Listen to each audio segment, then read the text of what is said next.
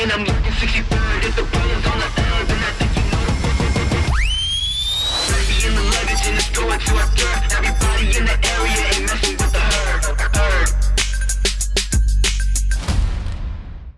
của chị có thể khiến cho mọi người tò mò về em nhảy ấy.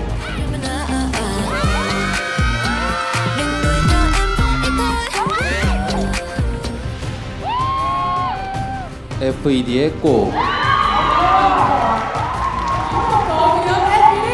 Thể những cái đoạn đấy mọi người đều có thể sáng tạo cái đấy của mọi người. Mọi người phục đấy nhờ. Theo cái profile 3 kiểu. 저는 사실 전략 실패라고 좀 생각이 들고요.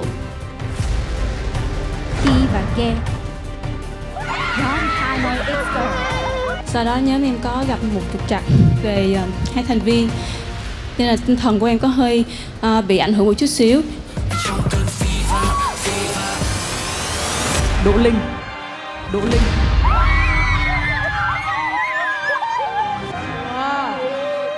Em không phục, em muốn tái đấu.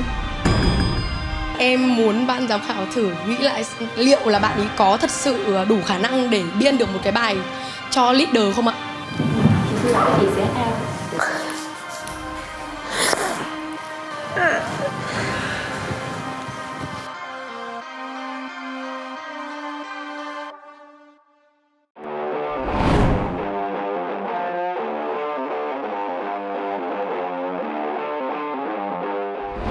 Team mình bữa đó ai cũng đi sớm nha, bữa giờ đi làm. Có đứa lại trễ không bấy? Không hề. Mấy ngày tập em không, thứ bảy em không. Em phải ngủ sớm hơn mấy tiếng luôn mà.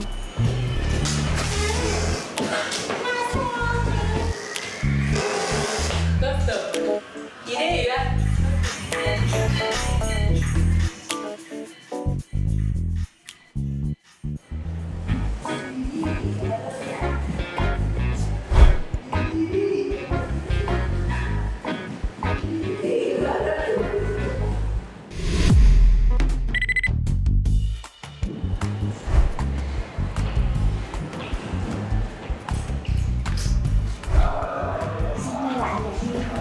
Cái bằng đăng gì đó.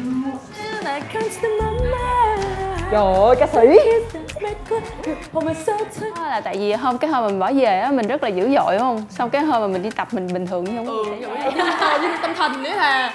Em một nhóm như tâm thần ấy, xong đến Xong rồi kiểu cái hôm đi tập mà kiểu vui vẻ cười nói không có gì hết. xong người ta kiểu bị bất ngờ. Tụi mình đã có một buổi nói chuyện rất là sâu sắc và chấn chỉnh lại tinh thần của nhau để mà mình tiếp tục trở lại đường đua.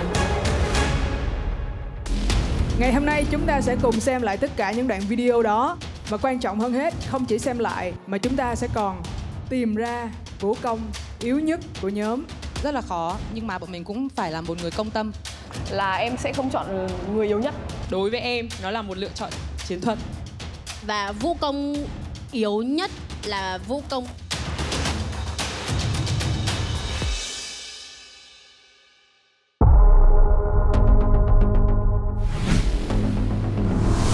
Xin chào tất cả quý vị khán giả, tôi là Gil Lê và là MC của chương trình Nữ Hoàng Vũ Đạo Đường Phố. Vừa rồi tất cả các nhóm nhảy của chúng ta đã được chia cấp bậc và sau đó đã được quay video MV nhảy. Ngày hôm nay chúng ta sẽ cùng xem lại tất cả những đoạn video đó. Và quan trọng hơn hết, không chỉ xem lại mà chúng ta sẽ còn tìm ra vũ công yếu nhất của nhóm. Vũ công chính của cấp bậc trưởng nhóm, Đỗ Linh của nhóm Oops. Cấp bậc phó nhóm, Cộ của FED. Cấp bậc trung cấp, Key and Khe của Hà Nội East Girls. Cấp bậc sơ cấp, Hà Nội East Girls và Gina. Các bạn sẽ được cộng 100 điểm quan trọng cho nhóm mình. Được giữ vị trí trung tâm khi ghi hình quay video. Được quyền quyết định vũ đạo của video đó. Đặc biệt quyền chỉ điểm vũ công yếu nhất khiến một nhóm khác bị trừ 50 điểm. Vâng, chúng ta sẽ đến với lại MV của bậc sơ cấp đầu tiên. Hồi hộp thay. Để coi em gái mình.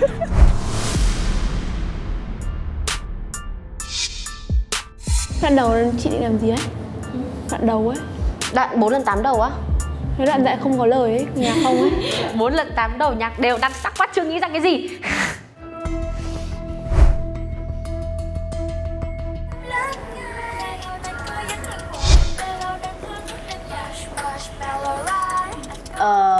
2 lần tán tiếp theo lời thì em chưa có idea. Thì bây giờ là mình dựng vào điệp khúc. Là sao? Là sao? Là sao? Thực ra là chị tưởng là đoạn đấy vẫn phải lấy của Minga chứ nhỉ? Cái đoạn mà từ đoạn mình dựng cái 30 giây đấy là vẫn phải lấy của Minga chứ. 30 giây đấy là em có thể đổi. Bọn em được quyền đổi. Không, ý là sẽ giữ nguyên 30 giây của Minga luôn. Đúng rồi, cả 30 giây luôn. Mình thấy biên đạo nó không giữ thế mà. 6, 7, tinh. Chốt cái dáng này lại đi, chốt cái dáng này lại, chân các thứ như nào đi. Chị bảo là vẽ đổi lên nên là đổi level, không còn làm cái này nó bị vướng, bị rối. Ping pong là tất cả mọi người đều thấp, một mình Minga trò lên trước, mình sẽ đổi hướng nhưng mà dẫn dưới thấp, xong rồi ví dụ như em lên. Bây giờ không mấy mình xoay cái hàng xéo mình lên, kiểu kiểu lên, thấy không? March là mình xoay cái hàng xéo mình lên. Đó. Ý là chị bảo là cái này hàng chéo đoạn điệp khúc cũng hay. Chị ở bên đấy thì em với cả Minga. Cái đấy vừa làm xong. 6, 7, 8. Mình bên này, mình bên này. Ý là em cảm thấy mình ngược. Nó không đẹp ấy. Em muốn là cả 2 tầng đều đi cùng một hướng. Không, để khác hướng. Mình về cái đội hình như thế nhá. Nhưng mà từ vị trí cũ mọi người đi cho em xem là mọi người đi mắc đến đâu. Đoạn này nó không thể, đừng đi nó bị xấu. Chát xong rồi quay trước quay sau thôi. Thử đi. Không, bởi vì là em đang muốn là cái này đi. Em đang muốn là kiểu mình đang ở hình cũ lâu quá ấy, thì mình nó có sự di chuyển, hoặc là nếu như mà cái hình này mình sẽ có đi nhưng mà mình đi trên dưới thôi. Xong mình đổi quay lưng, quay trước quay sau. Chứ cái này để mà đi ngang thì xấu kinh khủng. Mà đi ngang thì xấu kinh khủng. Từ sau buổi ngày hôm nay thì em thấy không đánh giá cao khả năng biên đạo và khả năng lead của Regina. Đã có một ngày dài, rất là dài để chị có thể biên bài cũng như lên ý tưởng ấy. Nhưng mà khi mà đến tập thì bài chưa có gì, cũng phải mất rất là nhiều thời gian để đợi Regina biên bài xong. Đến mà nó cũng chỉ loanh quanh lại những động tác cũ của Minga, và kiểu những cái động tác đơn giản này thực sự em không hiểu hôm qua em ấy làm những cái gì mà hôm nay đến đây thực sự là không có gì cả. mình nghĩ là chị cũng là một người đóng góp rất nhiều. Mình chỉ thấy đấy là một sự năng nổ rồi, còn mình không biết là nó có tốt cho chị ấy hay không. Vậy thì chúng ta hãy cùng đến với video nhảy của bậc sơ cấp. Xin mời. For the rookies.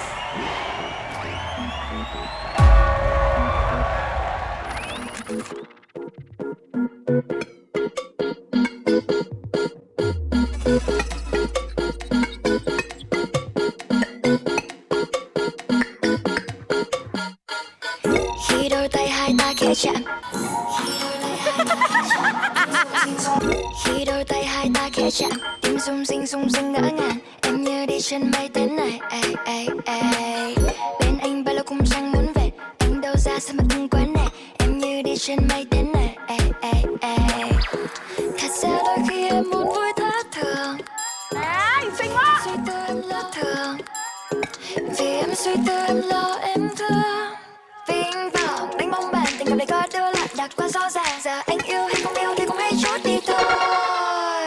Marshmallow ride, marshmallow ride, marshmallow ride, marshmallow ride, take so sweet. Marshmallow ride, marshmallow ride, marshmallow ride, nhớ mong mình cả đêm lớn ngày. Mê lâu nên cứ dẫn anh hoài, mê lâu nên thao thức đêm dài. Marshmallow ride, Yêu quá à.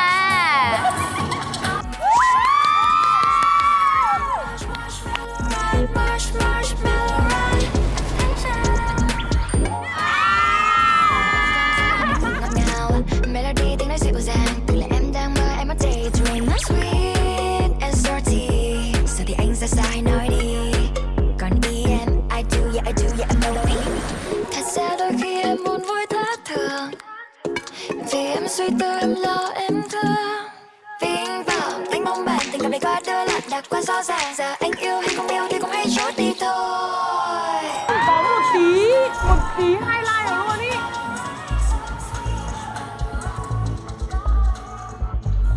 Đấy, nhưng mà cũng là được gọi là một chút lên hình. Chút là lên hình. Marshmallow ride, marshmallow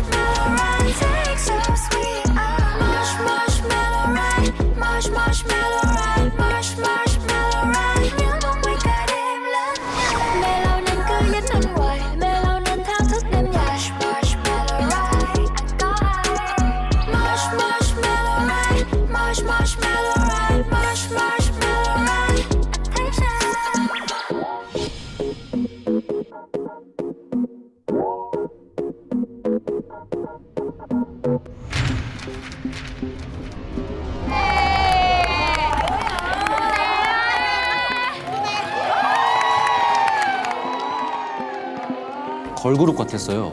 처음에 봤을 때 처음에는 걸그룹 같은 느낌이 좀. Nhưng mà ví dụ như coi đến bắt đầu nửa bài về sau ấy lại không có cái gì là không có cái gì để kéo mình phải coi thêm. Đúng rồi, là sẽ bị lướt qua hoặc người ta sẽ không xem tiếp á. Nó không có một cái điểm nhấn ấy, đúng không? Đúng, nó hơi đơn giản quá. Em cũng nghĩ là các bạn cần phải có những cái pha mà kiểu nhào lộn hay là gì đấy, kiểu nhẹ nhẹ một tí. Nó cũng sẽ matching với cái bài này nhưng mà nó phải có một cái phối hợp gì đấy. Đúng rồi. 벌지나가 일단 메인 댄서가 되고 나서 안무 창작을 의식해서 그런지 밍아를 좀 많이 안 보이게. 안 보여요.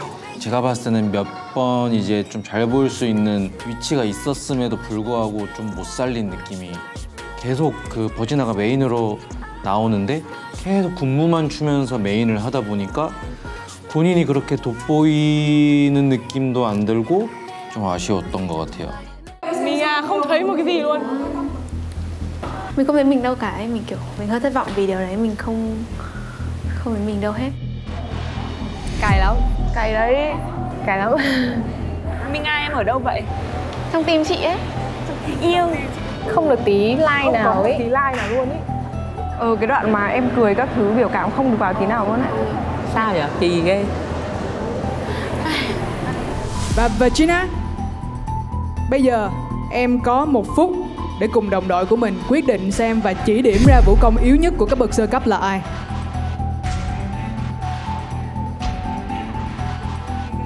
Thì cứ theo như em cảm nhận ngày hôm qua quay để em cảm thấy như thế nào. Ai làm được không tốt. Are you ready? Ready lắm rồi, thôi chọn em luôn đi. Thực ra dự định ban đầu của em ấy theo chính thì em sẽ vô một người khác. Nhưng thực sự đối với em cảm thấy thì trong quá trình tập luyện và trong quá trình quay MV thì vũ công này thực sự thể hiện cho em một cái sự không tôn trọng rất là nặng. Thế đi. Ok.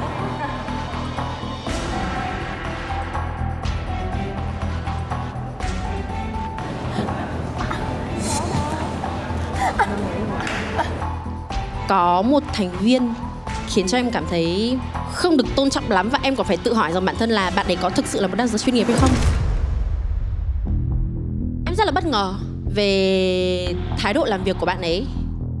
Tất nhiên là họ sẽ chọn đối thủ chuyển kiếp của họ là FED rồi. Dù mình có là người làm tốt nhất, khi mà bạn ấy muốn và nhóm bạn ấy muốn thì mình vẫn sẽ là cái người mà vũ công yếu kém nhất thôi. Mình cũng không thể làm gì được. Và vũ công yếu nhất là vũ công Minga của nhóm Soulfire.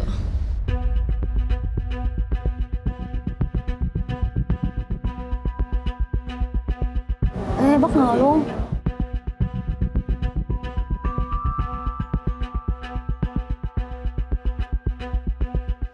Trong quá trình tập luyện, Minga đã để lại cho em một cái cảm xúc đấy là em ấy không thực sự hợp tác với em, giống như là những thành viên khác đang làm. Cho nên là đối với Minga thì em thấy hơi thất vọng một chút. Khi mà mình chuẩn bị, mình là một vũ công chính, mình phải chuẩn bị tất cả mọi thứ. Mình làm nhiều thứ, mình phải trong một ngày đấy mình phải hoàn thành tất cả bài rồi. Lần đầu chị định làm gì đấy? 4 lần 8 đầu nhạc đều đặc sắc quá, chưa nghĩ ra cái gì. Đến cái bước mình phải tập rồi mà bài vẫn chưa hoàn thiện, em không đồng ý cái việc đấy và em cảm thấy không respect cái việc đấy. Đây là vũ đạo của em, đó đã chiếm đến khoảng 50% bài mọi người vừa xem rồi. Và em cần phải làm gì nữa? Nếu như mà bây giờ em làm hết thì em đáng lẽ phải làm major vũ công chính, đúng không? Đúng không mọi người? Tại sao đúng không? Em không hợp tác, em có đưa ý kiến rõ ràng, em có góp ý. Em có bảo là chị nên làm cái này cái kia vào cái đoạn này. Và chị nói là em không hợp tác. Mọi người giúp chị. Đấy là mọi người lo về cái MV ấy thôi, chứ không phải là trách nhiệm của mọi người. Đúng rồi. Ok. Và em cảm thấy rất khó chịu. Bài của em ở đâu? Em ở đâu trong cái MV đấy luôn, em nói thật. Em cũng không respect chị đâu. Em nói thật luôn đấy.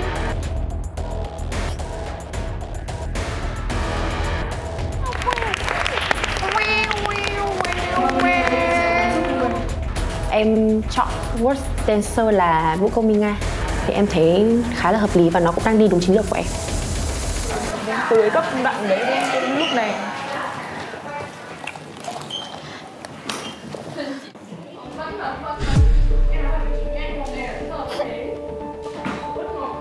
Mạnh quá. Có cái gì vậy? Sao vậy? Ngồi ở đây không tính người ta mở cửa bùng phát luôn. Nhưng mà em kiểu siêu cay không? Chị bảo em lấy không đóng góp gì ý.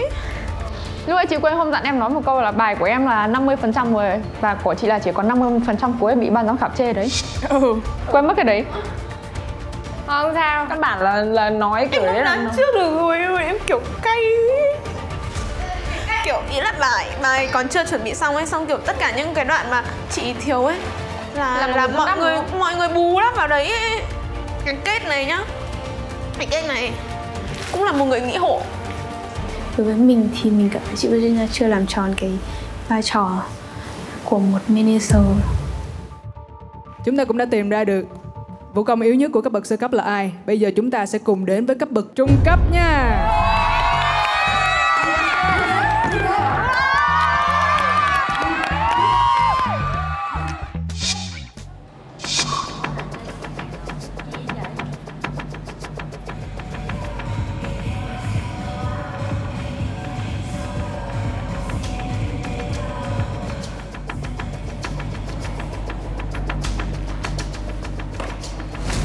Cho đến giờ phút này thì thời lượng lên hình của bọn em là không có.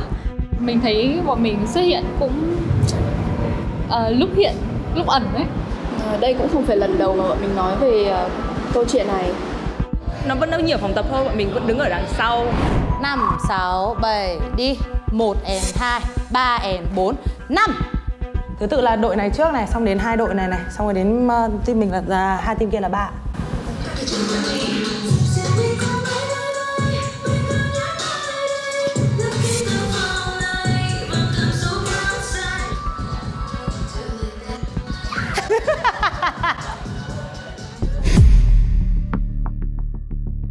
Này bà 1 and 2 and 3 and 4, 5 and 6 and 7 and 8. Chị Kiều Linh cao hơn à? Đâu Kiều Linh vào đây này. Hai chị em mình là đấy. Từ chị Mel hả chị? Manh ở trong này ha. Cao lên nào. Trèo lên.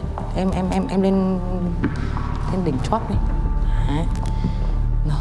Okay. Bọn mình như kiểu là nhảy backup cho ca sĩ chứ không phải là những vũ công nhảy với nhau nữa.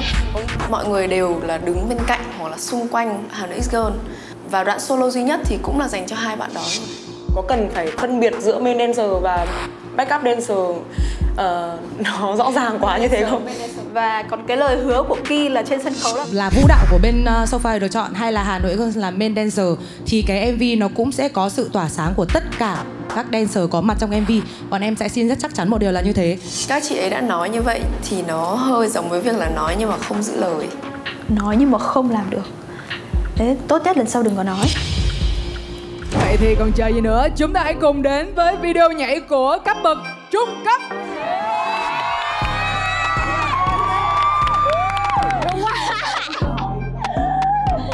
Rồi, rung điên.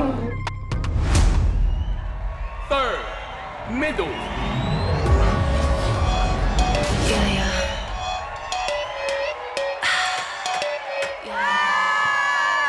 Ôi, Hồng Khánh xinh quá. Thảo xinh quá.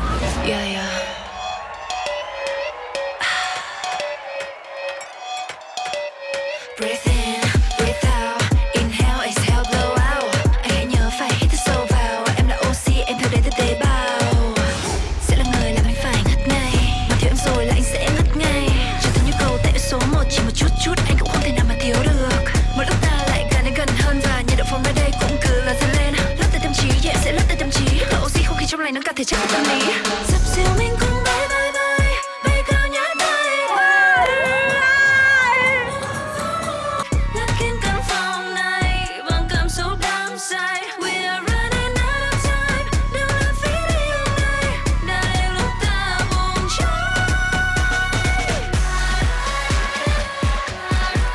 Till like that. Chị Mel xinh quá vậy. Mel đẹp quá vậy.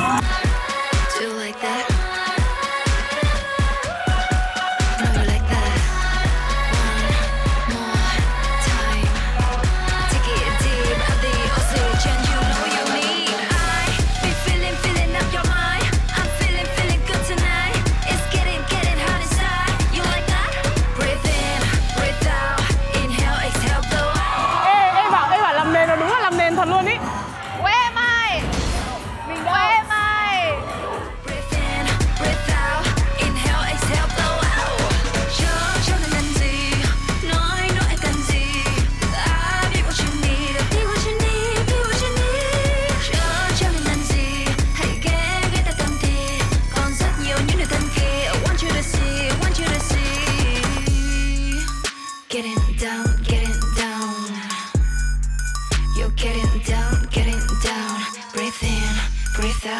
Inhale, exhale, blow out. Come breathe me now, boy. Can you keep up? I'm gonna get down.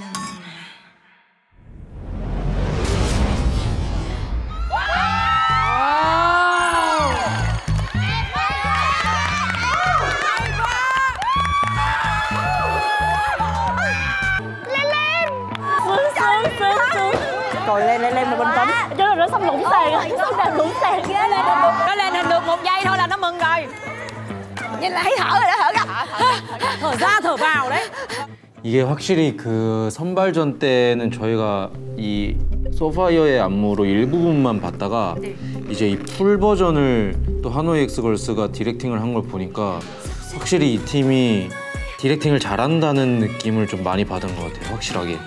터팅 안무가 좀 이 곡이랑 너무 어울리게 그 구성이랑 안무가 좀 멋있었고 mà còn có khả năng biên đạo và dàn dựng cái MV, tức là từng góc quay đổi góc rồi lắc góc rồi xong rồi tiền cảnh hậu cảnh rồi dàn dựng rất công phu luôn á, dàn dựng rất giỏi. Bây giờ chúng ta sẽ phải thay đổi không khí một chút, bởi vì sau khi xem video xong sẽ là lúc Ki and Ke chọn chỉ điểm vũ công nhảy yếu nhất của cấp bậc trung cấp là ai. Bây giờ em còn đang rất là run, nên là sau khi được xem sản phẩm mà đứa con tinh thần của em với cả Ke kiểu thật sự là bọn em cũng rất là tâm huyết và thật sự là rất là khó, nhưng mà bọn mình cũng phải là một người công tâm nên là bọn mình sẽ lựa chọn tất cả những cái phần bọn mình đứng đều là phần rìa ngoài hết. Chắc là mình bị tỏa sáng hơn thì họ sẽ cứ xếp mình đằng sau. Cũng thật là hỏi chấm đấy. Nếu như đấy là chiến lược của bên đấy thì mình nghĩ đấy là chiến lược sai lầm đấy. Nên là bọn mình sẽ lựa chọn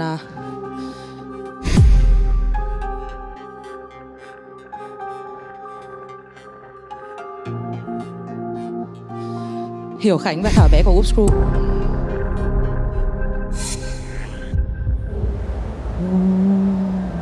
Thì em cảm thấy chị Thảo Bé và chị Hiểu Khánh không tỏa ra được năng lượng bằng những cặp khác, cho nên là em và chị Ki đã quyết định lựa chọn Upscrew là vũ công nhảy yếu nhất.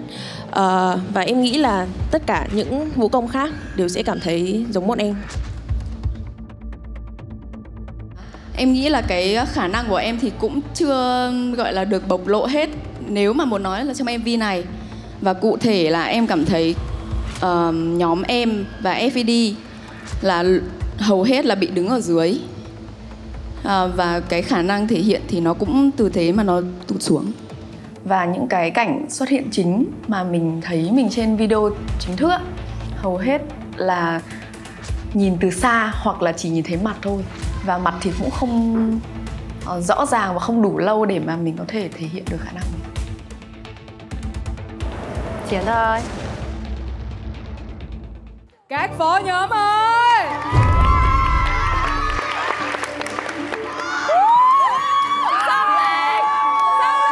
Vui hơn cả bài của mình, vui hơn bài của mình. Đứng lên xem được không ạ? Đứng lên xem, đứng lên xem. Bóng play mang sexy, lắc mau. Là cái đi cổ vũ nhóm hát thế hả? Chúng em sang rồi, xong nó vẫn là cái hông đấy thì này cả. Đúng rồi, thì cái phần này nó vẫn như này.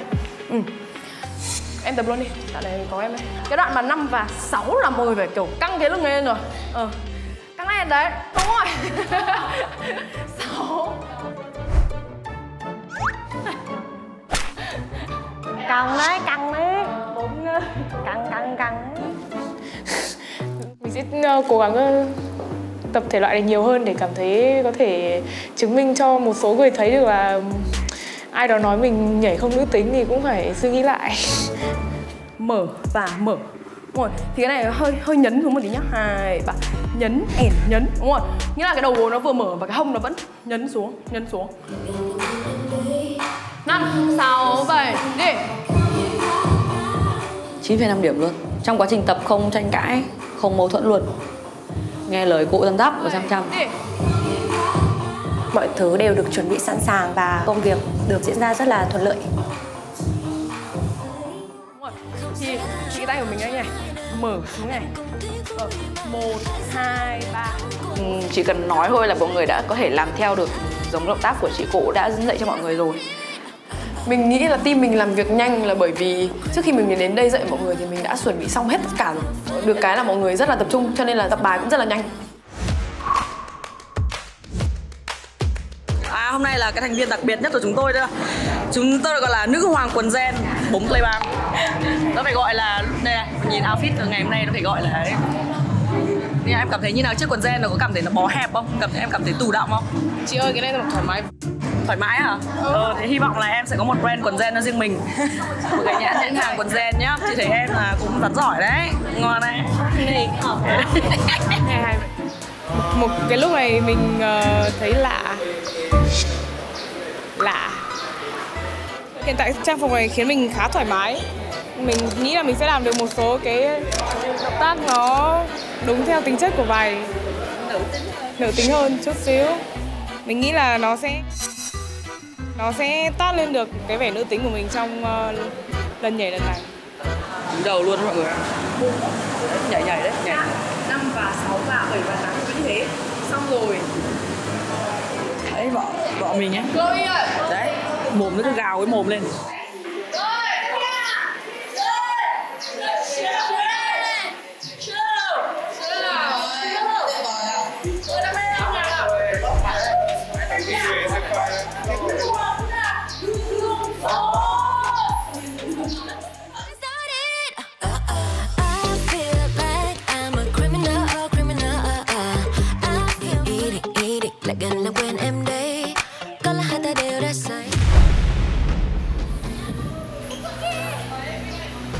Xem người bị làm sao? Những cái thủy tinh vỡ rất là nhiều mà mình sợ là cộ cũng sẽ bị chấn thương vì những cái mảnh thủy tinh đó, thì cảm giác mình rất là sợ, lúc đó mình chạy tới liền luôn. Có lẽ như đấy là một cảnh hay nhất trong ngày hôm nay. Plot twist. Thực sự là mình thương vợ mình.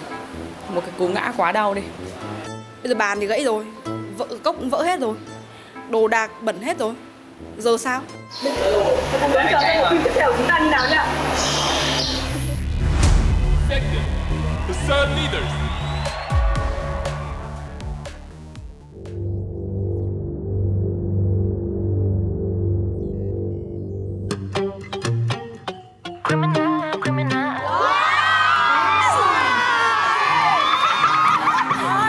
Trời ơi, đầu em bơi vô là thấy giàu rồi đó.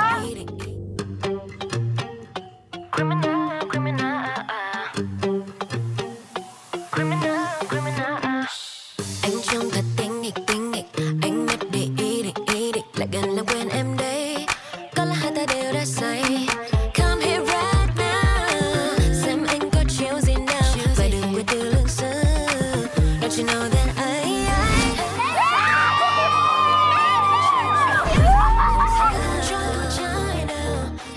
chẳng phải có nổi, biết anh chỉ đùa vui nhưng không sẽ không cho đùa trái nào.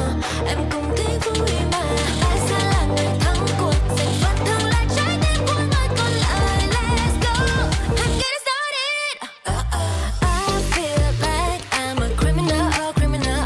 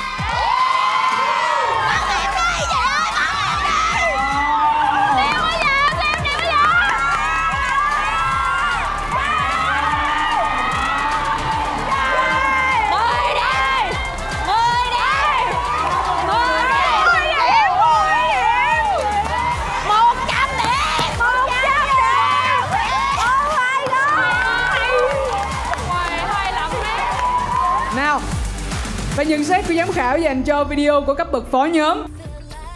되게 영리하게 잘 디렉팅을 한 그 느낌을 좀 많이 받은 것 같아요. 확실히 춤이 제일 많이 보였던 영상인 거는 좀 확실한 것 같아요. 다른 계급에 비해 춤이 제일 많이 보여서 가장 좀 댄스 비디오에 적합한 그런 느낌을 좀 받았고. Dalian ok nha. SS Warrior chứng minh là các bạn ấy không chỉ battle được mà các bạn ấy khi mà vào một cái vũ đạo và một cái showcase các bạn cũng có thể linh hoạt được ấy. Mayonnaise cũng có sự cố gắng rất nhiều luôn. Đáng lẽ là Mayonnaise vô cái trong nhóm này là Mayonnaise hơi nguy hiểm đó.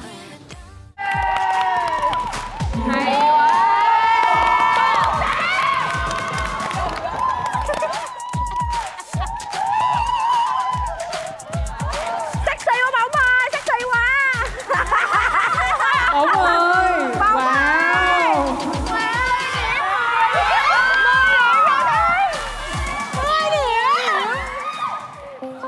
Mình tự hào về mình quá. Từ cái lúc mà tập luyện ấy thì cũng cảm nhận được là MV của nhóm phó cấp có khả năng nhỉnh hơn. Quá nghệ. Các chị quá nghệ. Cái MV của cô mọi người sẽ thấy luôn là sẽ phải ấn tượng ngay từ cái cảnh đầu tiên luôn. Sau khi xem MV xong, em sẽ có 1 phút để thực sự quay lại với thực tế. Bởi vì chúng ta phải chỉ điểm ra vũ công yếu nhất trong các bậc phó nhóm là ai. Đang vui thì là đứt dây đàn. Đang vui à? Thôi mình đi thi mà. Thực sự em vẫn còn đang rất là run. Đẹp quá chương trình ơi. Đẹp quá. Thực sự là mọi người đã cống hiến hết sức vào cái ngày hôm đó, thì em cảm thấy là mọi người làm việc quá là hiệu quả. Thực sự là để mà chọn ra một cái vũ công yếu nhất thì em nghĩ là em sẽ không chọn người yếu nhất. Yes sir. Yes sir, yes sir. Mà em sẽ chọn theo chiến lược của em. Như vậy cổ FPD sẽ đi theo chiến thuật riêng của mình. Em cũng chuẩn bị trước tinh thần là kiểu gì chị cổ cũng sẽ xếp em làm vũ công yếu nhất, vì mối quan hệ giữa hai nhóm có thể chưa được giải quyết. Cho em đi dạo một chút được không ạ? Được em ạ, em cảm thấy thoải mái hơn vì điều đấy. Và trong lúc em dạo thì cũng hy vọng là lắng nghe được chiến thuật của em là gì nha. Ok ạ. Thực ra thì lúc đầu là em định thôi từ từ. Chị thấy em làm rất tốt. Chị thấy em làm là rất tốt. Thế nên là chị không có lý do gì để chọn em hết.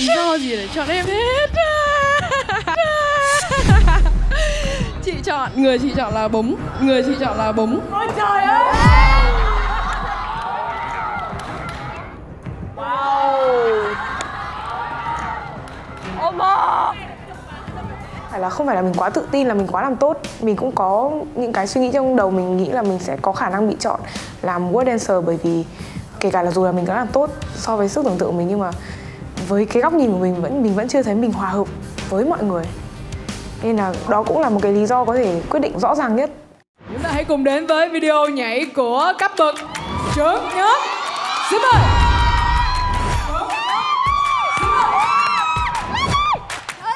Lưu Trung Anh. Bây giờ mình sẽ tập lại cái điệp khúc lần 1 xong mình nhảy tiếp luôn. Em sẽ dạy tiếp luôn mọi người nhá. Thì đó là gì ta? Tự nhiên quên ngang. 1, 2, 3. Cái hạ ệ. Mình phi luôn động tác giống nhau. Cái đấy chắc là vào đội hình thì em sẽ chốt ạ. Bây giờ mọi người cứ học động tác để mình vỡ động tác lại. Ok.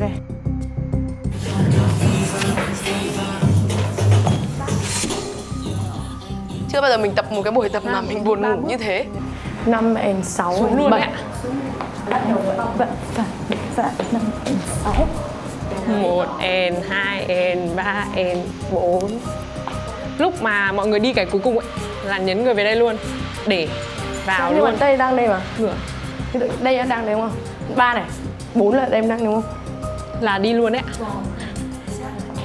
Chị bảo 8 and là thu chân luôn hay là 8 and 1 mới thu? Chắc là thu chân vào nhịp 1 đấy ạ. Những cái động tác mà chị dạy cho mọi người thì có vẻ là chị cũng chưa nắm chắc được nhịp cho lắm. Thế cái đoạn mà cho chị hỏi là cái đoạn này thì là cái người em em fix là nó cái hông Hay là cái người hay là cái hông này? Hông trước hay hông cạnh? Hông ạ. Hông cạnh hay hông trước? Hông chéo. Em làm lại được không? Em làm lại đi. Hết dáng. 1 en, 2 en, 3 en, 4. Có nghĩa là cái thứ ba bạn ấy thả ra, bạn ấy không đi theo cái guồi nữa, bạn ấy lại đi thẳng. Chưa hiểu nhịp lắm. Không đánh giá bạn là một leader luôn ạ. Kỹ năng truyền đạt quá kém. 5, 6, 7, 8. Em đến rồi thì không được đi. Cách chẳng mấy khi. Ai mà cá đến cho mẹo làm anh cứ phải chịu.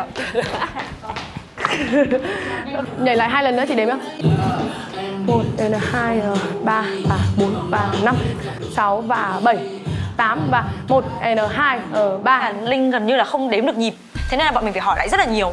Nếu mà chị Đỗ Linh hiểu ý ngay từ câu hỏi đầu tiên của chị chắc thì em nghĩ là sẽ không có những câu hỏi tiếp theo. Let's go. Thank you mọi người. Là xong rồi đúng không? Xong. Được rồi đúng không? Yes, xong động tác. Xong anh thấy xong tất cả mọi người em chỉ là tặng thôi.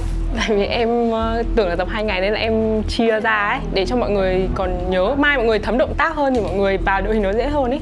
Hôm nay em thấy xong hết đội hình xong mới quay tiếp lại chị đó, là phải xong luôn. Cái theo đúng quy định là tụi mình phải finish hết mọi thứ. Thì lúc đó Linh mới ngồi xuống, Linh giận. Bạn ấy nói là bạn ấy để cho mọi người có cái thời gian ngấm và nhớ bài. Nhưng mà mình nghĩ là chắc là do bạn chưa chuẩn bị thôi. Mình cũng có thể xếp luôn được mà. Tại vì mình trong lúc bên động tác mình cũng đã tưởng tượng ra đội hình rồi. Tuy nhiên thì nó vẫn sẽ chưa được kỹ.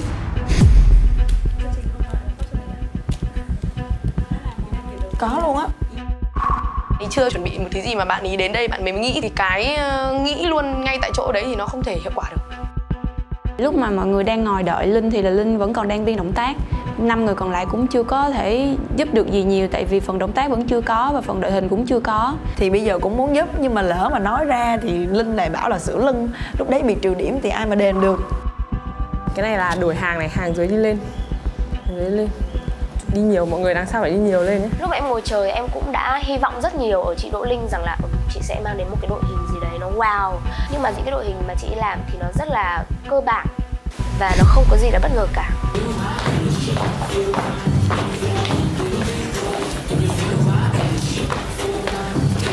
Cấp leader mà bài như này thì ổn.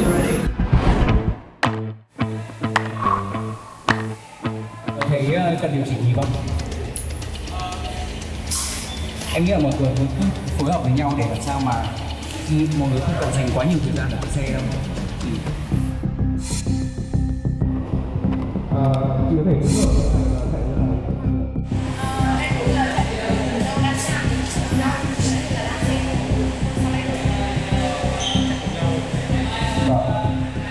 Bạn ý cần phải gọi là chủ động trao đổi với ekip quay để cái clip nó được đúng theo cái idea mà bạn ấy muốn.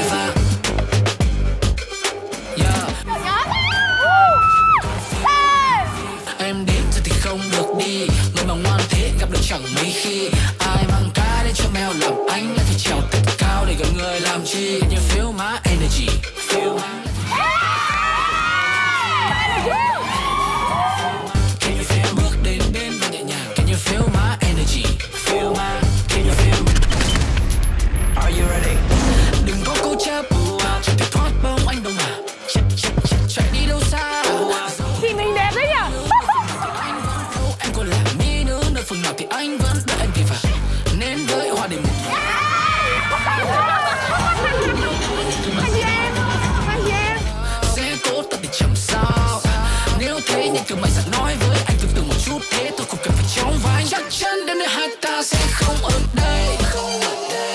Từ chiều đi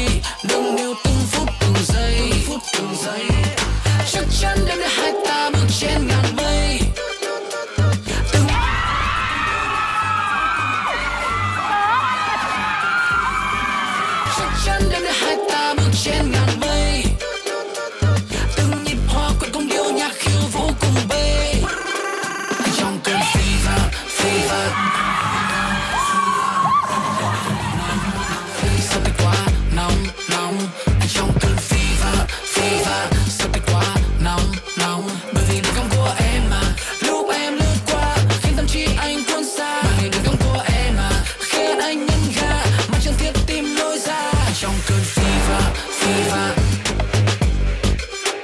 trong cơn fever fever.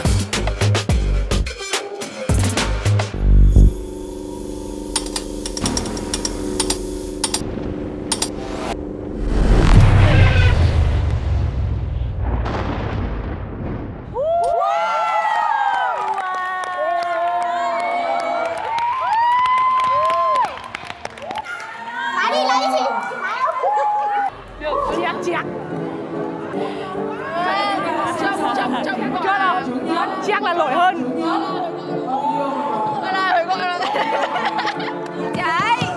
Chị Quân ơi, em cũng muốn được chui. Em cũng muốn được chui vào tay chị. Cho em chui nữa, em cũng muốn chui. May để cái tóc đấy nó còn may thế, may mà lấy cái tóc vàng tết vào không thì 8 giờ là qua tay hình luôn. Nhìn lên đây được cái chiếc vàng. Anh này được mà. Những cái shot quay nó đã cứu cái vũ đạo rất là nhiều, bởi vì là quay cận nhiều, nhưng mà để mà gọi là một xuất sắc thì mình cũng chưa thấy ấn tượng lắm. Rõ ràng hồi nãy mình thấy mọi người rất là thấy cái bài đó ai cũng đứng lên sung sung, nhưng mà mình biết phần đa số là tại vì cái bài nhạc nó hay, nó làm mọi người muốn coi, chứ còn động tác thì mọi người ngồi xuống cũng tự thấy mà. Đỗ Linh thật sự là chỉ nên cover K-pop. Cái phần biểu cảm của chị ý thì nó không được phong phú, cũng như là nó không hợp mood với cả bài hát lần này. Xin bị chồng hình nhiều quá. Xin bị chồng hình quá nhiều. Chồng mình quá nhiều. Mà nói gì nói nha, nãy giờ là thấy cái vũ đạo là chỉ có đúng xin biên đạo thì đúng khúc đó là chị nhớ thôi nha, còn ngoài ra biên đạo đó thì chị không có nhớ. Khả năng biên đạo của Đỗ Linh chưa có ổn. Đúng. 아무래도 이제 리더 계급이면 더 기대하고 보는 게 있는데 이제 디렉터의 영향으로 봤을 때는 뭔가 특별한 뭔가 좀 눈에 띄는 구성이라든지 아니면은 이 댄서들을 활용하는 장면이라든지 이런 게 좀 없어서 좀 아쉽긴 한 것 같아요. Sau khi xem MV xong, mọi người sẽ có thêm 1 phút mời nhóm mình nha. Bạn chuẩn bị tinh thần sẵn sàng chưa? Bạn chuẩn bị tinh thần sẵn sàng chưa? Bạn phải chuẩn bị tinh thần sẵn sàng chưa? Anh em ai bị kêu đứng thẳng đưa thang.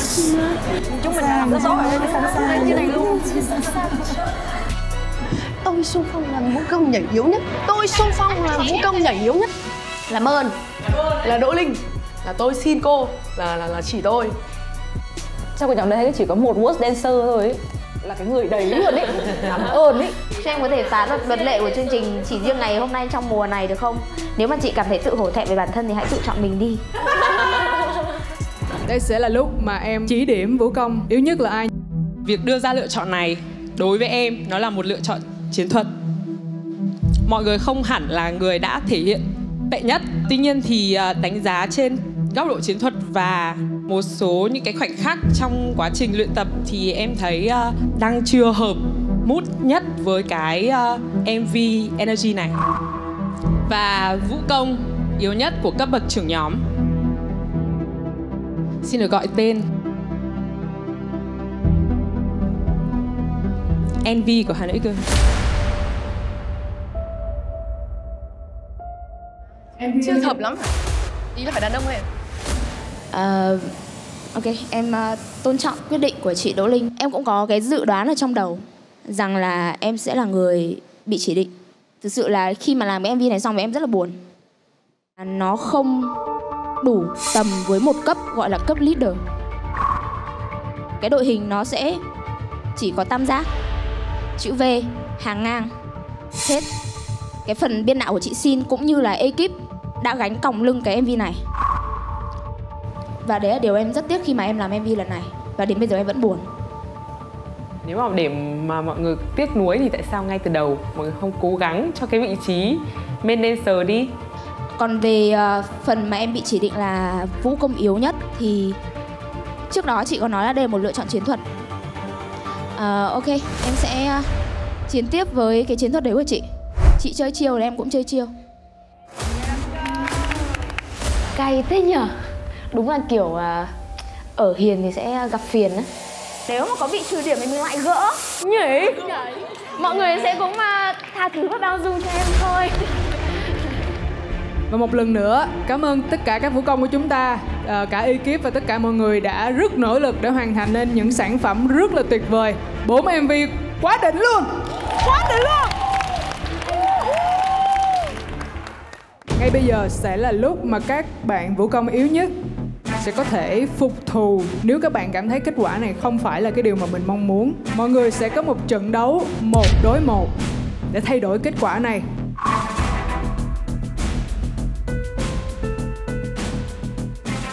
Người thua cuộc trong trận đấu này sẽ trở thành vũ công yếu nhất mà cấp bậc của họ tham gia. Đồng thời, nhóm có vũ công nhận danh hiệu vũ công yếu nhất sẽ bị trừ 50 điểm và có nguy cơ bị loại ở vòng tiếp theo. Và các bạn vũ công yếu nhất hiện tại sẽ được lựa chọn ra người nào trong cấp bậc của mình mà bạn nghĩ đó mới là vũ công nhảy yếu, chứ không phải là mình. Nhưng các bạn sẽ không được lựa chọn vũ công nhảy chính để thi đấu. Trọng tài của trận đấu đối kháng 1 đối 1 này tìm ra vũ công yếu nhất, đó chính là tất cả các vũ công ở đây à.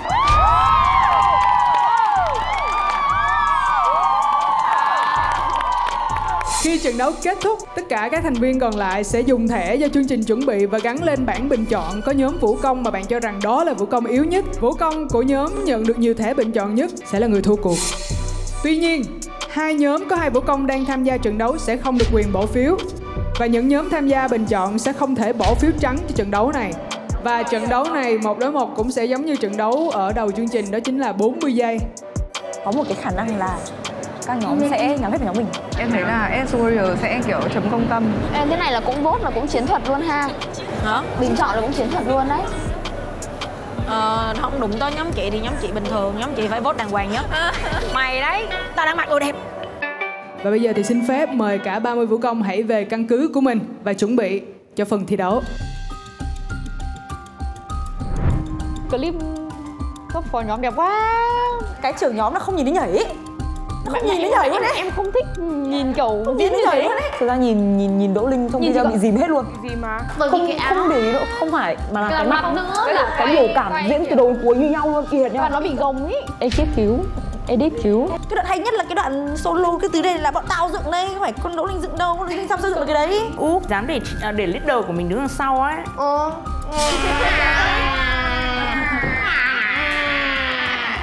Không hiểu nói gì. Tính ra bên cái set leader á, chị hợp tác, ý là mặc dù là bài chị biên xong chị bị cướp nhưng mà chị vẫn rất hợp tác. Ngay cả lúc mà Linh nó dựng xong rồi kiểu thấy bài nó dựng không ok á, nhưng mà tại vì nó cũng nói là đây là những gì nó muốn làm, ý là idea của nó thì chị cũng kiểu tôn trọng nó, cho nên đó là do tại sao mà chị mới không có nói vô quá nhiều á. Chứ cho dù ví dụ sản phẩm đầu tiên của em cho dù nó dở nhưng mà nó vẫn là của em thì em vẫn sẽ thích hơn, đúng không? Tại vì là chị cho mọi người spotlight mà. Thấy MV có thấy mặt tao không? Toàn thấy mặt mọi người mà. Đấy, có một đoạn là rõ ràng là focus tao nhưng mà lại lên mặt cụ đấy. Chào mừng sự trở lại của tất cả các vũ công của chúng ta. Bây giờ sẽ là một trận đấu rất là quan trọng. Ai không phục điểm nào, ai nghĩ mình không phải là vũ công yếu nhất mà phải là một người khác, thì đây sẽ là lúc để một người chứng minh và thể hiện được điều đấy. Vậy thì chúng ta hãy cùng đến với trận đấu đầu tiên. Quyết định vũ công yếu nhất của cấp bậc sơ cấp là ai? Xin mời Minga, nhóm Soulfire. Chào Minga. Thì lúc nãy nhìn rất là rõ được cái sự không phục của em ở cái quyết định vừa rồi của bạn vũ công nhảy chính ở cấp bậc sơ cấp.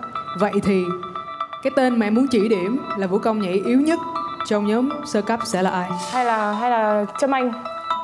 Trâm Anh à? Ui đấy mình không quên được cô bé đấy nhở. Mình nghĩ nghe con nào ai? Sao không biết, chọn cái sao?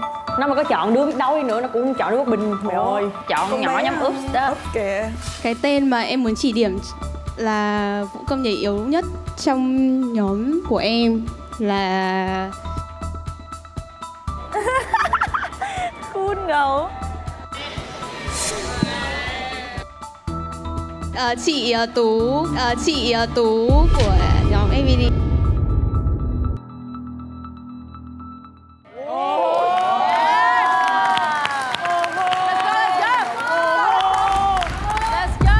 Quả Minga hành xử với nhóm em như thế là em cũng không hài lòng nhá.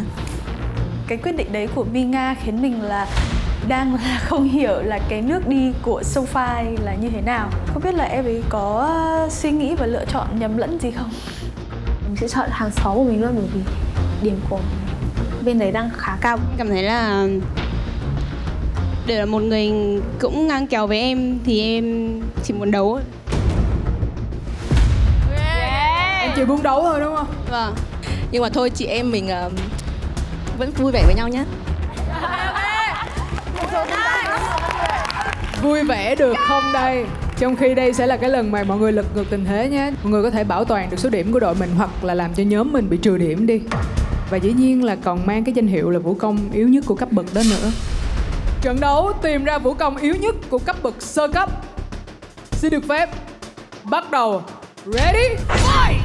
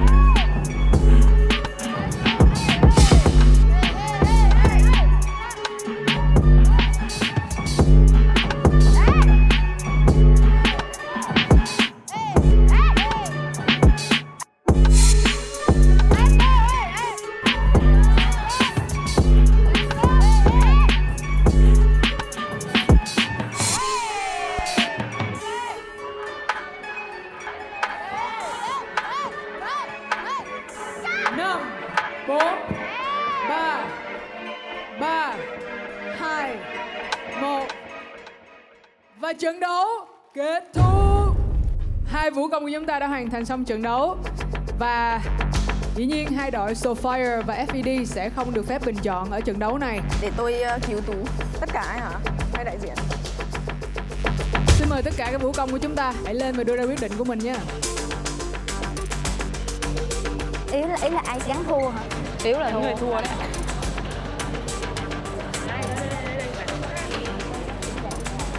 Ba, 2, 1, xin mời.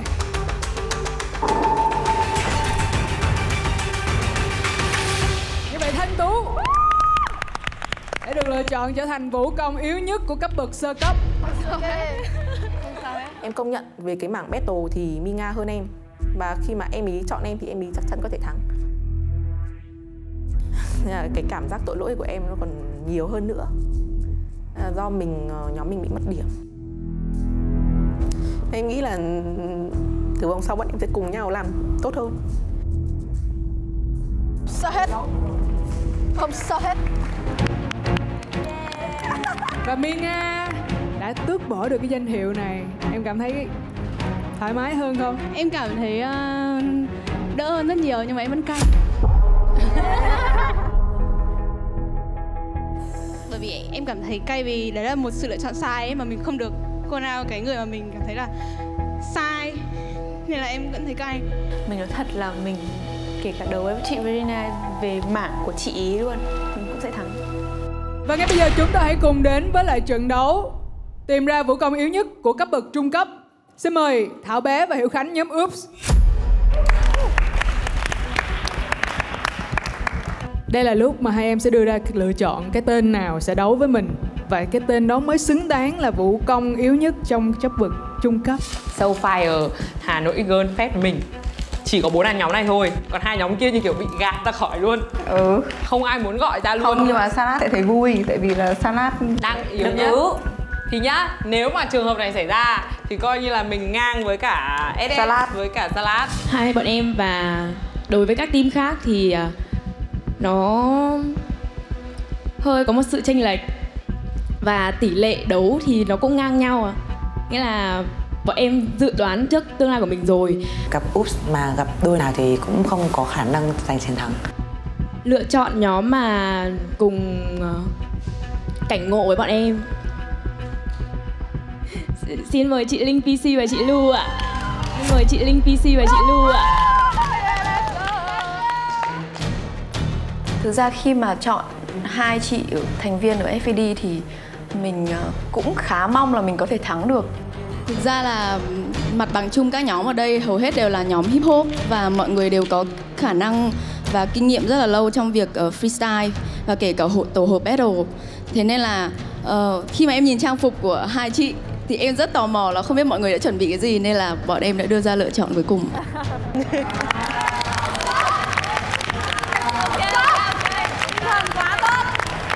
Sẵn sàng nào. Trận đấu tìm ra vũ công yếu nhất của cấp bậc trung cấp. Xin được phép bắt đầu. Ready? Fight!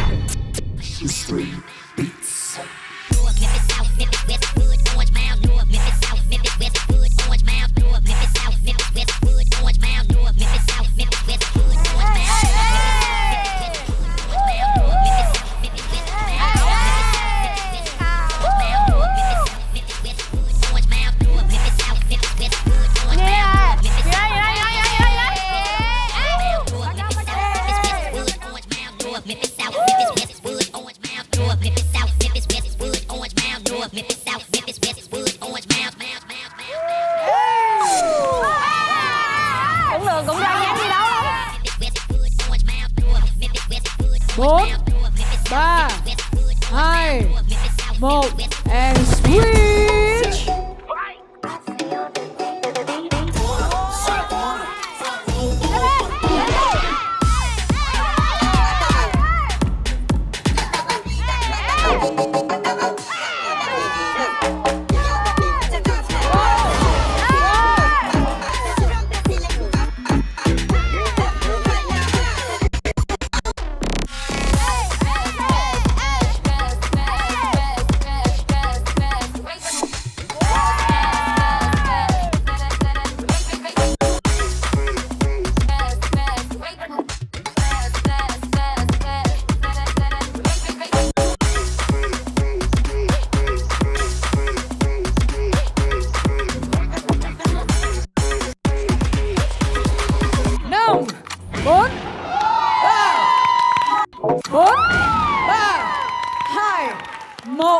And kết thúc.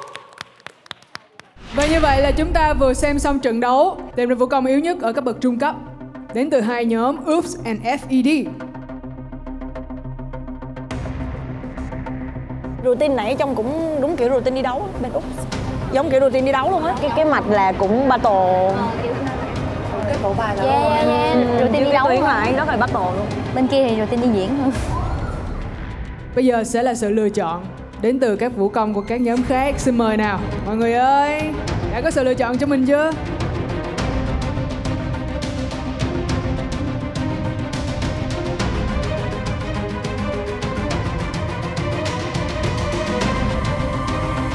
Và kết quả của cấp bậc trung cấp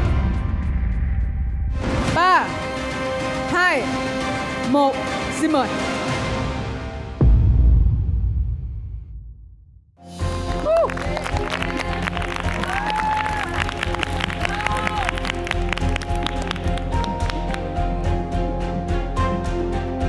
Nhảy đấu hai đứa thề như sắp ngã mà nó như hai cái củi que gọi là sắp ngã, thề luôn, nhìn cái lực nhảy của nó không giống dancer luôn đấy, thật sự.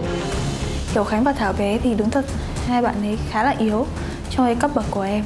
Các bạn nhảy dường như không phải là dancer. Thứ nhất là nhìn về lực này, nhìn về động tác này, nhìn về biên độ, nhìn về cảm giác. Đấy là những cái điều tối thiểu cơ bản mà một dancer chuyên nghiệp cần. Nhưng các bạn đang thiếu đi cái điều đấy. Có ai không vote không? Vote hết à? Phải vote hết luôn. 21 phiếu ở bên mình luôn. Khổ ghê. Tâm trạng cũng trùng kha khá. Cá nhân mình thì làm chưa hết khả năng hoàn toàn ấy, nên là hơi tiếc. Chúng ta sẽ cùng đến với trận đấu tiếp theo, từ vũ công yếu nhất của cấp bậc phó nhóm. Xin mời ạ. Bóng Playbank Soulfire. Hello mọi người. Hello. Hồi nãy em nói em không phục Soulfire, lúc nãy có cái lửa hừng ở bên trong đúng không? Lúc đầu ngọn lửa của em nó chỉ là một ngọn ở phía em thôi, nhưng dần dần em cảm thấy là có vẻ 5 ngọn lửa đấy nó đang thúc lên để làm cái lửa to để em có thể bùng cháy, bùng lắm rồi đúng không? Cái mình đang nuôi cái điều tức giận trong mình muốn phục thù. Lý do cá nhân thì em không có lý do cá nhân, em vì đồng đội của em, thế nên em lựa chọn. Nhóm mình đã bị mất 2 cái bài biên đạo vào tay Hà Nội X Girl. Xong Hà Nội X Girl cũng chỉ điểm Minga là vũ công kém nhất nữa.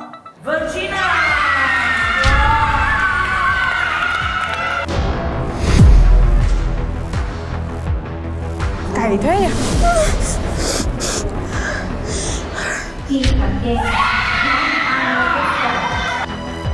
Và vũ công yếu nhất là vũ công Minga của nhóm Soulfire.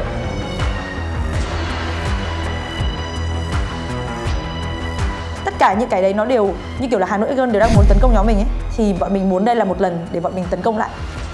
Thế nên em lựa chọn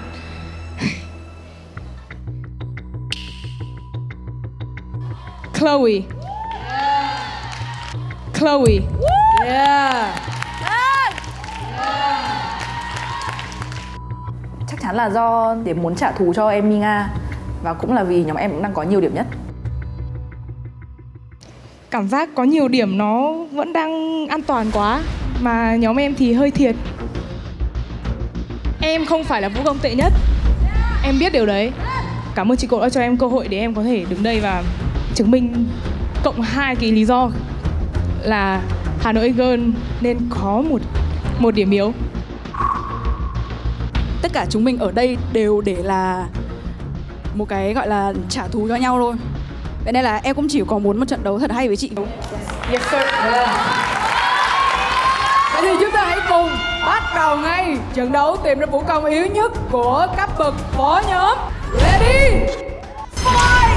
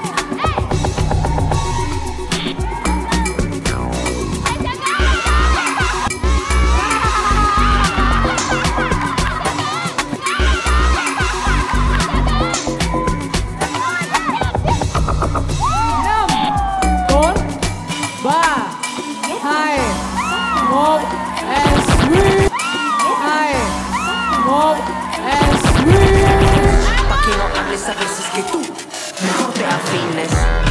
Bla bla bla, bla bla bla, puro chisme habla y no para. Se lo digo en la cara, no te compares, falta de humildad. Y tú hablas de música como se hace y no sabes ni la mitad. Somos leyendas, leyendas vivas. Somos leyendas vivas. Ponen las reglas para que los otros las sigan. Afuera esa gente que siempre tiene, esa gente que siempre tiene esa manía, esa gente que siempre tiene esa manía. Somos leyendas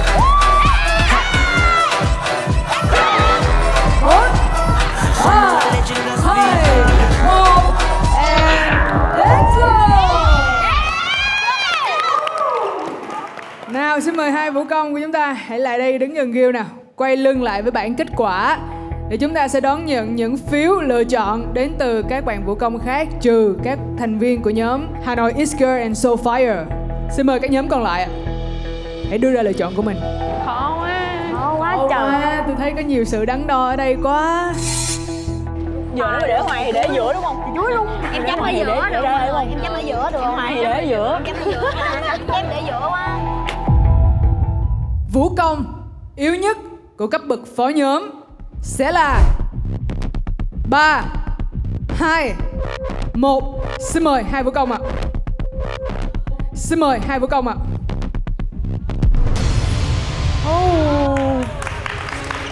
Yes. Và vũ công yếu nhất của cấp bậc phó nhóm đó chính là Chloe from Hà Nội Is Girl. Trừ điểm thành công nha. Cái kết quả thì em cũng không quá là bất ngờ, nhưng mà em thấy là em và chị Bồng Ngọc có một trận đấu rất là hay. Học tài thi phận.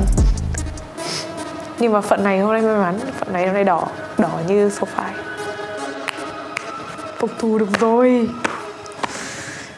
Ngay bây giờ chúng ta hãy cùng đến với trận đấu của cấp bậc trưởng nhóm. Xin mời. Đây sẽ là trận đấu để tìm ra vũ công yếu nhất của cấp bậc trưởng nhóm. Và đúng, Envy, Hà Nội Is Girl, em hãy đưa ra sự lựa chọn của mình và lý do nhé. Trong vòng này thì em thấy mọi người đã bắt đầu chơi chiêu rất là nhiều. Em thì em thích chơi liều. Đó là hù tôi từ nãy giờ rồi đó. Em sẽ chọn một đội mạnh, một dancer mạnh. Cái mạnh ở đây em muốn nói là mạnh ở những vòng sau. Nếu mà mình bị chỉ định làm Worst Dancer thì mình đã chỉ định chị Xin. Envy có thể sẽ chọn Sophie. Họ nhắm lần thứ hai vào nhóm mình để nhóm mình bị trừ điểm, nó là chuyện hoàn toàn có thể xảy ra.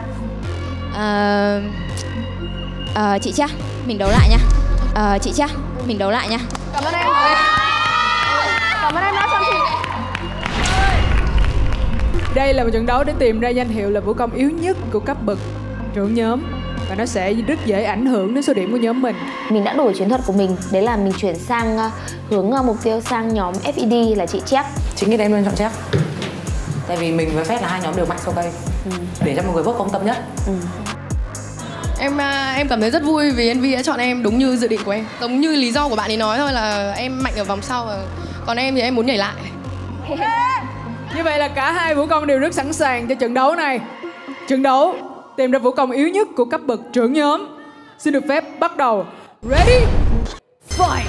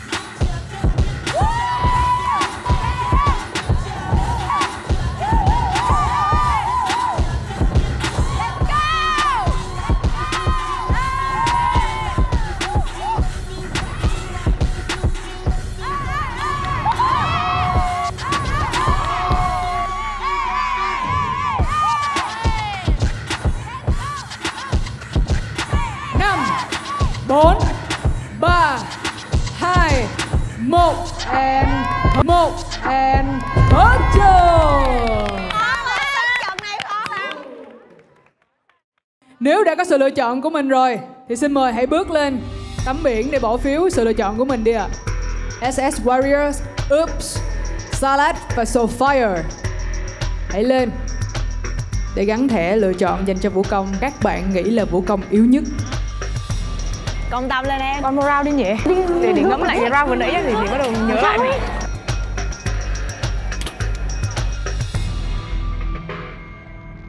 Xin mời hai vũ công của chúng ta hãy quay lại sau tiếng đếm của Gil nha.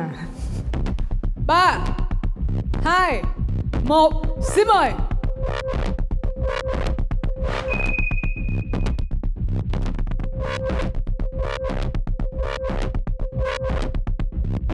Sự chênh lệch phiếu chỉ có lệch đúng một phiếu thôi. Một phiếu. Giữa tỷ số là 10 và 11. Người có số phiếu nhiều hơn đó chính là Jack của nhóm FPD. Chính là Jack của nhóm FPD. 11 phiếu, có nghĩa Jack đã trở thành vũ công yếu nhất của cấp bậc trưởng nhóm.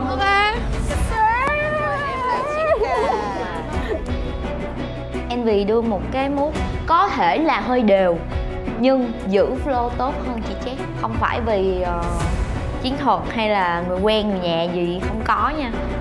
Chỉ là cái cảm nhận của mình xem trận đấu khi mình ở đó, mình cảm giác ai thắng thì mình cứ thích. Rosie bỏ phiếu cho Hà Nội SK. Nói chung nó cũng là chiến thuật thôi, tại vì đúng là hiện tại mọi thứ đang nghiêng về phần lợi của Hà Nội SK khá là nhiều. Thì bọn mình bàn bạc với nhau là bọn mình có nên tấn công lại không? Là bọn mình sẽ trừ điểm Hà Nội Girls. Nhóm mình thì vẫn muốn trừ điểm Hà Nội Girls hơn, bởi vì đang có nhiều điểm hơn. Vì đội đó đang có tận 200 điểm cơ, mà nhóm mình còn đang không có điểm nào. Vâng, và tỷ số phải nói đây là một cái sự lựa chọn Như nghĩ rất là khó khăn dành cho tất cả các bạn vũ công của cái nhóm còn lại nữa, bởi vì chúng ta chỉ có chênh lệch đúng một phiếu thôi. Và Jack của nhóm FPD, em đã trở thành vũ công yếu nhất của cấp bậc trưởng nhóm. Em cũng bất ngờ với cái kết quả này, bởi vì là hiện thì team của em đang giữ số điểm là cao nhất. Nhưng em cũng rất cảm ơn những ai đã cho em cái phiếu chiến thắng. Em rất trân trọng. Thực ra là mình nếu mà mọi người đang cảm thấy chấm cái vòng này để vòng sau mọi người loại đi được một đối thủ mạnh thì em ok. Còn nếu mà mọi người chấm mà phe hay không phe thì mọi người phải tự xem lại. Mọi người đã nghĩ là nhóm mình là một nhóm mạnh thì phải làm sao để trừ điểm bớt của nhóm mình đi. Nên là mọi người cũng sẽ chọn nhóm mình là một cái nhóm để bị trừ điểm. Chị Tú của nhóm FPD. Xin mời chị Linh PC và chị Lu ạ. Chị Cha, mình đấu lại nha. Ok. FPD bị call out 3 trên 4 cấp bởi vì mọi người sợ bọn mình thôi, thực sự.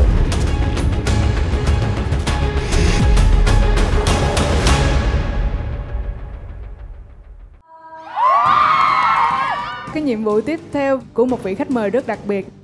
Em không tin mọi người ơi. Mình rất là bất ngờ. Nhiệm vụ quyết định nhóm đầu tiên phải rời khỏi chương trình. Là một nhóm nên bị loại. Ý là mình phải chấp nhận thật sự ấy. Đó chính là nhiệm vụ K-pop trận đấu sống còn.